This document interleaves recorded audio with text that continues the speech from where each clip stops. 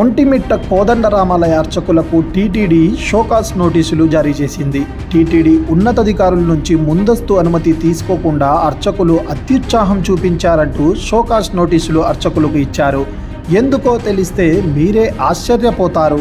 ఒంటిమిట్ట కోదండరామాలయ అర్చకులు పులివెందులకు వెళ్లి మాజీ సీఎం వైఎస్ జగన్కు వేద ఆశీర్వచనంతో పాటు శేషవస్త్రం, రాములోరి తోమల, ముత్యాల తలంబ్రాలు అందజేసినందుకు అర్చకులకు షోకాస్ నోటీసులు ఇచ్చారు. ఈ షోకాస్ నోటీసులు ఇచ్చిన వారిలో ఒంటిమిట్ట కోదండరామాలయ అర్చకులు ఏ శ్రవణ్ కుమార్, వీణా మనోజ్ కుమార్, కె పార్థసారథికి ఉప కార్యనిర్వహణాధికారి ఏ ప్రశాంతి కూడా ఉన్నారు. 2 రోజుల్లో మాజీ సీఎం వైఎస్ జగన్కు వేద ఆశీర్వచనాలు ఎందుకు చేశారో సమాధానం ఇవ్వాలని స్పష్టం చేశారు. Please subscribe .news.